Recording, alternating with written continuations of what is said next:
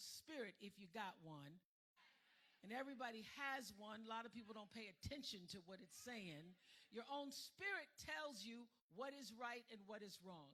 And you know all these attack methods, all of this fear-based propaganda is set up just to confuse and confound you.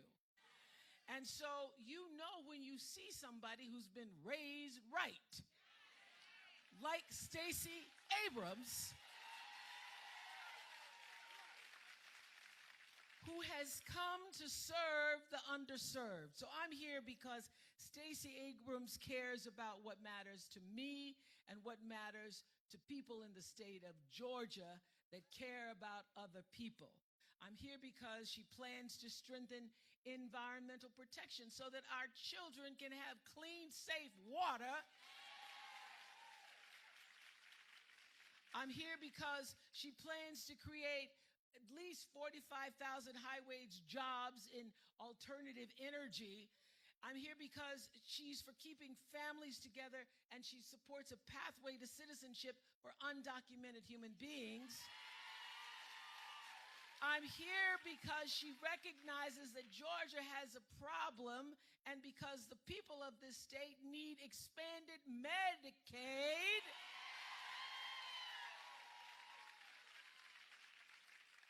You see, I also understand that all of us have been created equal. I believe that in my soul.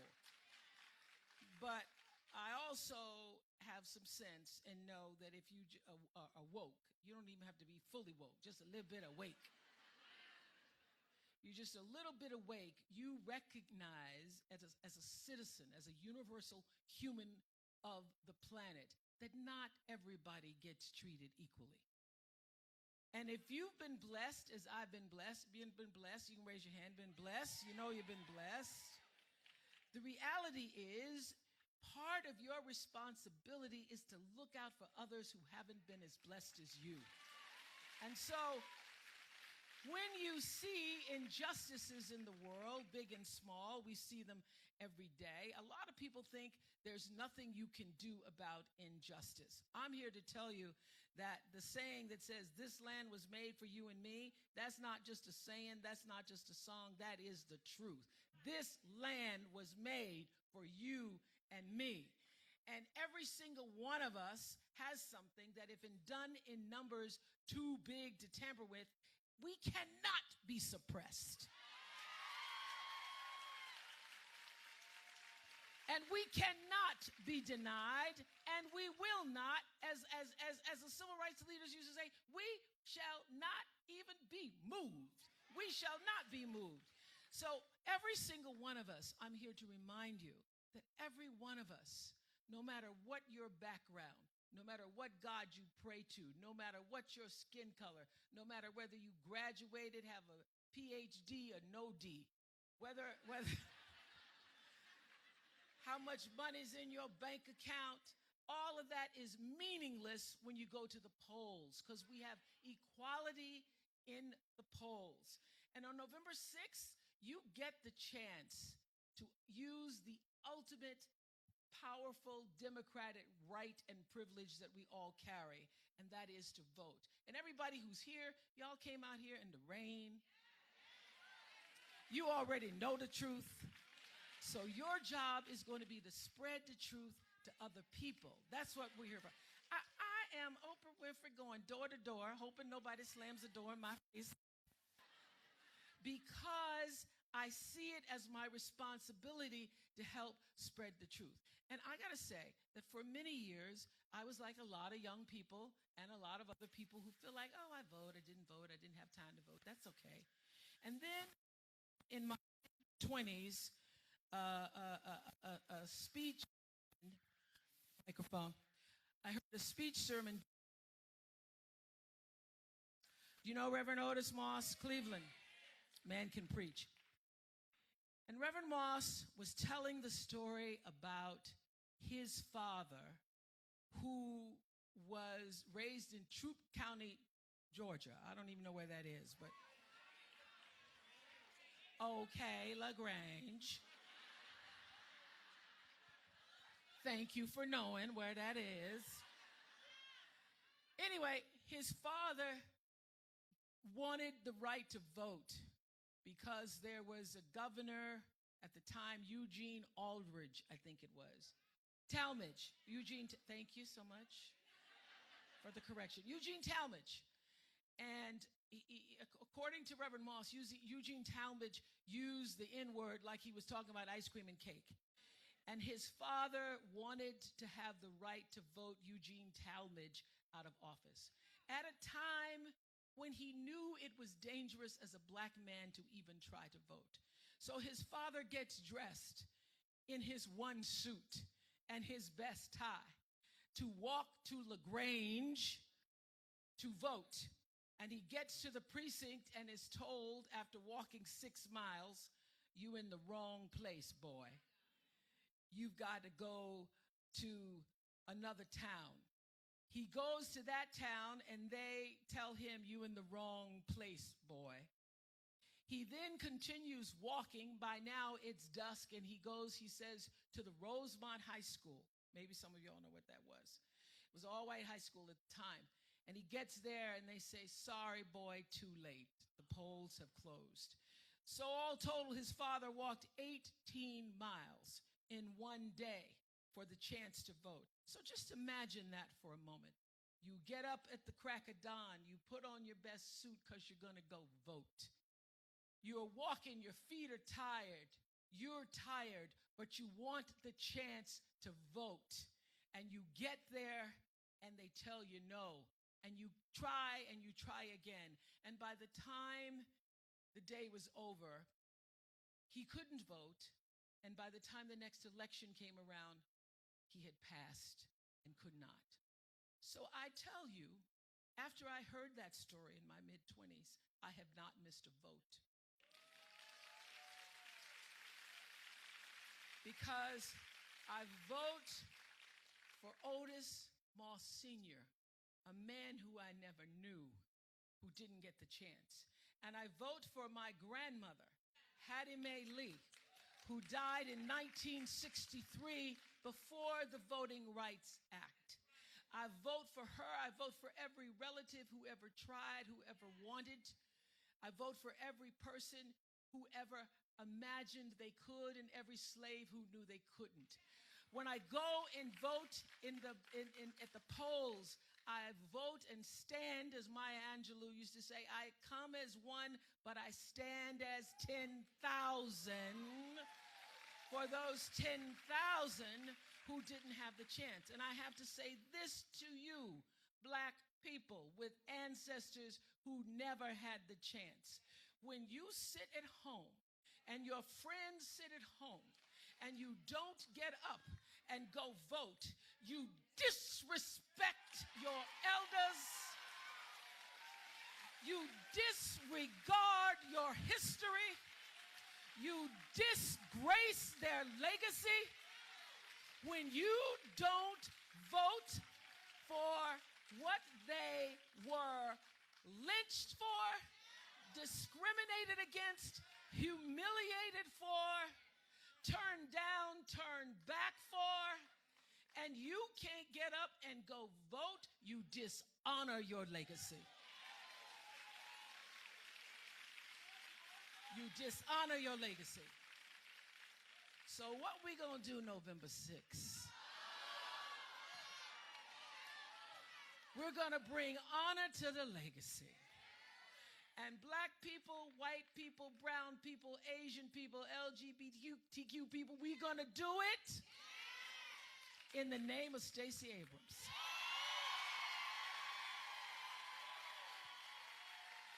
We're gonna do it because we're gonna make history. And all those ancestors and the women who just got the right. Listen, it's not been 100 years. White women, listen to me. There was a time where you couldn't even own a piece of property without your daddy saying you could. There was a time where we couldn't own ourselves. Our voices meant nothing. And so, united as sister women people, we can make changes. We know, we have discernment. We know this crazy talk in the world is just that. And we know that we have an antidote to the crazy. Oh, yeah. We got an antidote called Stacey Abrams.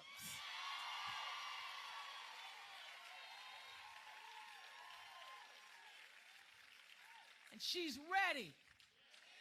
She's ready, because I've been talking to her parents. You know, she's been raised right. She's been working a long time. This doesn't just happen. You don't just get up and get bold enough to say, I'm going to run for the governor of the state of Georgia and all that means. So I'm here to introduce to you the dynamically inspired, bold and bodacious. She is a warrior woman for your state, Stacey Abrams.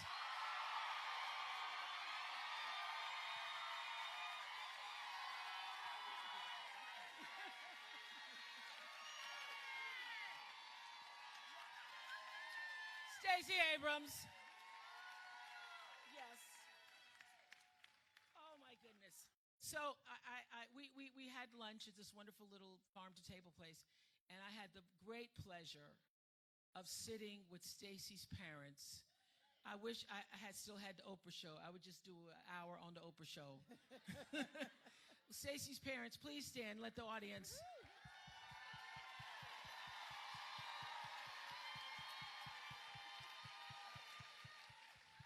So earlier, I asked you the question about what had prepared you. Now I know what prepared you. Yes. You came from parents who got you ready, who have been working in their own way for justice, equal rights, civil rights, your whole life. Yeah. Absolutely. Robert and Carolyn Abrams are the most extraordinary people I've ever known. Yes. So when I asked your father over lunch, was he surprised at all? He said, I'm going to ask you again. Hi. This looks like this Oprah show. Oh. Here's your moment. Oh, God.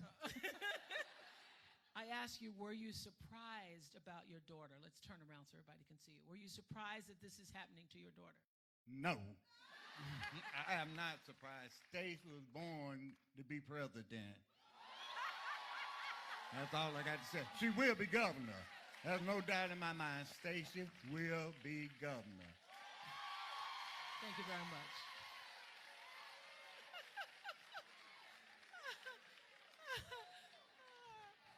I said, let's get her governor before we move on to president. Let's do that first. So I think that the reason I got off my couch and came down here is because I could feel something happening that I sense that you were built for such a time as this. So do you feel that too? When I go outside and knock on doors, when we travel to Troup County, to Henry County, down to Colquitt, and over to Dade County, this is our moment. We know that I was speaking at churches, and because of my parents, there's a scripture that comes to mind. It's Micah 3. And it's the story of Israel when its leaders suddenly start forgetting who they're supposed to be leading. And it's the story of a powerful nation that falls into the grip of people who, as the scripture says, who love evil and hate good. And what it tells us is that the people have the responsibility for turning things right side up. And I think about how my parents raised us to volunteer. I used to, be really frustrated because I would miss the Super Friends on Saturdays because my mom and dad would take us out to volunteer, and we're like, we're poor too. And my mom would say, no matter how little we have, there is someone with less. Your job is to serve that person. My father's, thank you. My dad's more succinct way of putting it was having nothing is not an excuse for doing nothing. But what they did was lead us by example. They raised us to see a problem and solve it. They raised us to see poverty and be offended by it. But they also raised us. My mom would take us in to vote with her. She would pick us up after school, and it would be like, make way for ducklings, because there's 6 of us. And we'd be like trailing out of the voting booth. But my parents wanted us to see them vote because they knew that the power that they could put forward as civic leaders doing good work was insufficient unless you had good leaders on the government side that would make it not necessary for them to do what they did. And that's why this moment is so important. Yes. Why do you think, though, that so many people have not understood this, not just this midterm, but all midterms to be significant? We were discussing this earlier, that I think a lot of people are confused about what the federal government does and what their actual state representatives, what the governors do. Yes. So we spend billions of dollars explaining the federal government. We know who the president is because we spend billions of dollars learning about the presidency. We know what Congress is supposed to do because Schoolhouse Rock taught us so. Yeah, I mean, and, you know, if we're lucky, we have extraordinary exemplars like Congressman John Lewis, Congressman Hank Johnson. But we're rarely told what a governor does. And, you know, when you and I were talking, you know, one thing I point out to folks, the stand your ground laws that took children from parents did not happen in Congress. It happened because the governor of Florida.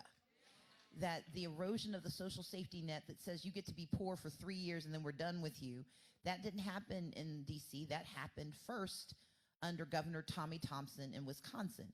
And mass incarceration was not created by the 1994 crime law. It was started under Ronald Reagan as the governor of California.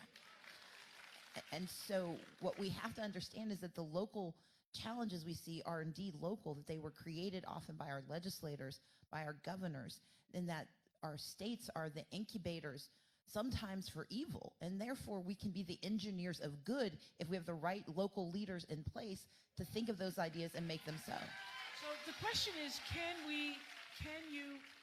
you, as governor, continue to be an engineer of good in the face of such divisiveness, in the face of such anger, such... I think so. I mean, I've had 7 years as the Democratic leader, and they put it in my title. They don't call you Democratic leader. They call you minority leader. It sounds like an oxymoron. Yeah. I mean, basically, it's like, you're going to lose. But one of the reasons I was successful was that I refused to believe that we can't find ways to work together. It sometimes frustrated my colleagues because where I start is that we have to find ways to work together. That collaboration is the first responsibility, cooperation. And that's why, you can clap for that. I refuse to believe that my party is the possessor of all good ideas. I refuse to believe that race or class or gender or sexual orientation are markers of success or failure. And therefore, if you believe that we are equal, you have to then believe that we can work together. The last thing I'll say is, I sat at Temple Emmanuel on Sunday, worshiping with a Jewish congregation and mourning for their compatriots in Pittsburgh. And that the rabbis that spoke, the rabbis that sang of unity. They sang of the importance of us being together, and they invited me, a Christian, to participate in their mourning. Across this country, Muslim communities were donating because they understood how that vitriol could be so corrosive to all of us.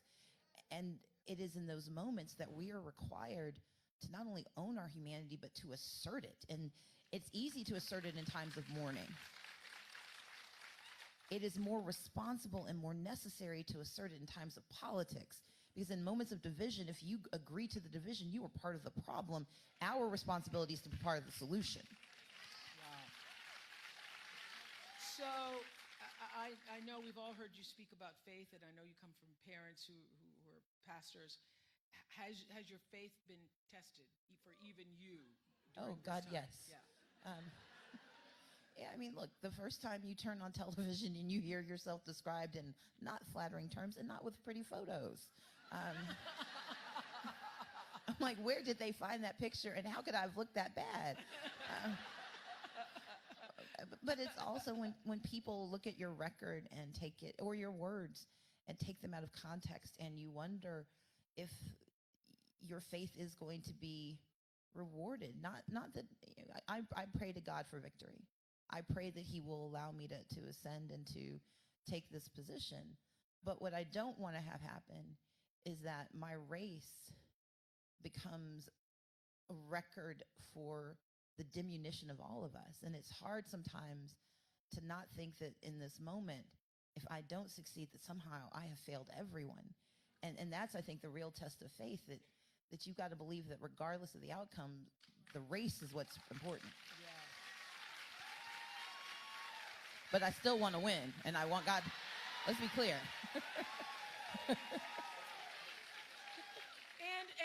And you also, in the operation and leadership of running this race, have made decisions about a certain way you're going to operate. Yes. I mean, that's what I noticed from afar. Thank you. Yes. We started this campaign in June of 2017, and we took a lot of heat from political pundits, from colleagues who said that we were doing it the wrong way. We were spending a lot of money on infrastructure. We were hiring people to go to communities that didn't typically vote in primaries.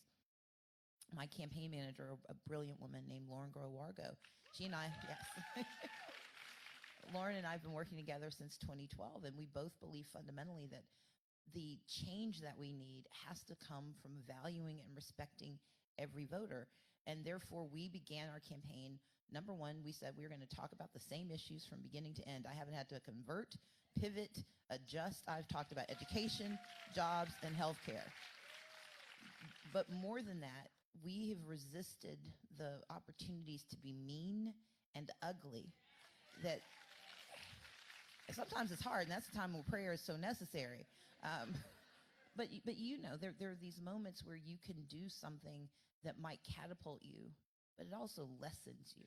Yes. And what we've tried to be is the campaign that we could respect at the end of the day. If someone who looked at that campaign, they would not question our values. They would not question whether my parents raised me right. Yes. They would know that we ran the most honorable race that you can imagine for the people of Georgia. Yes. And in the end, I'm here because I believe and want you to win. But in the end, what really matters is that you were not willing to lose your soul. Exactly. We're not willing to That's lose exactly your soul. it. We're not willing to lose your soul. So the election's going to be close. What is it? What's it going to take to win it? I need more people than he does. but here, thank you. But here's the thing: those who are here today, those who were in Cobb County earlier today, you guys are the true believers. What we need are the ones who don't know that there's even a story to be believed. We need the ones who don't understand that it's your state representative that decides whether or not a city can be created out of whole cloth. It's your state representative and your governor who decides whether monies go into your school for wraparound services. They need you all to tell them.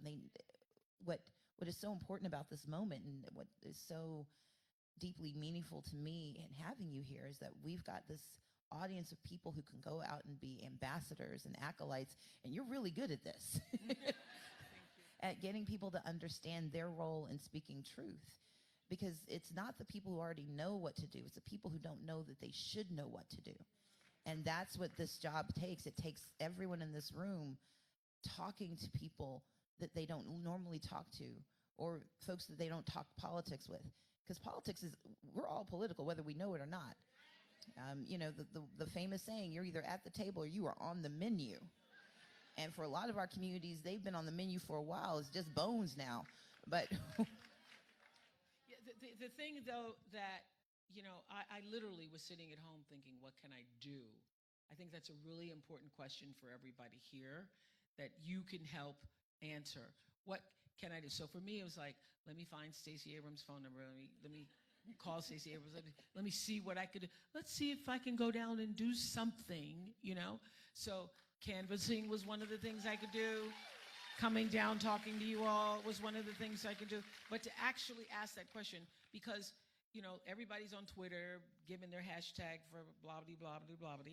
And my thing is, don't speak unless you can actually be heard. use your voice when it's actually going to matter. So how do the people in this room answer that question of what can I do? Because how many, you've already voted, pre-voted? Okay, so a lot of pre-voted. Everybody here is going to vote. What else can we do? So if you have a cell phone, I can see a lot of them taking pictures. If you text Blue GA to 97779, good job. That will tell you how we need you to volunteer. In the next 5 days, we need to reach every single possible supporter. That means we're going to need people knocking on doors. We're going to need people making phone calls, and we're going to need people sending text messages. Those are the 3 ways we turn out voters. And let me tell you just how extraordinary Oprah Winfrey is in case you have missed humanity in life. So when she called, and I didn't have the car crash, but I did have a small stroke. She asked me what she could do to help, and I dreamed so small. I was like, well, you send out a tweet. Like, that was, like, dude, I wasn't even asking for Facebook. I just wanted to tweet. And her response was, no, I want to knock doors. And I'm like, of people? And then she said, and I want to do a town hall. And I'm like, but you're Oprah. But my point is this. It is that each of you, you're thinking I can do this small thing. What she has done today is not about me. She's here for you all. She's here because she believes that you hearing her voice. And so I need y'all to all be Oprah. I need you to go beyond the tweet and the Facebook. I need you to knock doors. I know it's raining. We know it's probably going to rain on Tuesday. That's why we've got to get people to vote tomorrow. But we also need people to know that if they vote on Tuesday, we will pick them up in our cars and get them to the polls. I need you to make phone calls because not everybody lives in Atlanta. I know it feels like it at 5 p.m. on 285, but no. And so we need folks calling into those communities that are often left out of our politics. That's why our campaign has been to 159 counties. But we need calls in all those communities. And then I need y'all to talk to people you don't like. I need you to talk to people you're mad at, even if you don't remember why. I need you to call people you broke up with, people you want to go out with. This is a great dating opportunity. Great dating opportunity. May I say, let's just hit that note one more time.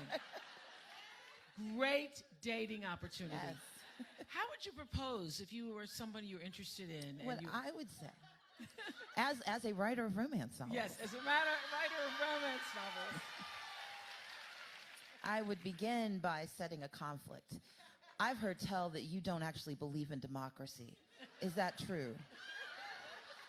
And when that person responds and says, that's not true, well, I need you to prove it to me.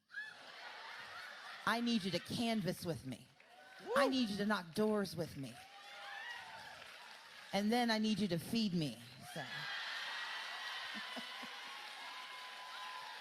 Oh my gosh. Oh my gosh, Stacey. I was just thinking as you were saying that, let's go canvassing and then let's go for tequila shots. There you go. There you go. There you go. There you go. We're going to open it up to questions. I heard there's some questions in the audience. Lights up so we can see the people. Lights up. Okay, while you're all getting the lights up for the questions, I wanted to know about that romance novel writing. Is that that's a pleasure of yours that you? It started out as one. My mom was a librarian when we were growing up. My dad used to tell us oh yeah, you can clap for librarians. They're awesome. And so my mom would have us read, and she let me read pretty much anything I could. If I could reach it, I could read it. And my dad would tell us these very just engaging stories. My dad was Game of Thrones before there was Game of Thrones. He would tell these complicated stories, but not G-rated Game of Thrones, let me be clear. So I always wanted to be a storyteller, and in law school, I wanted to publish my first novel, in part because this boy broke my heart in college, and yes, he was, boo, yeah. But where is he now? See, this is the... I don't know, and I don't care. Okay.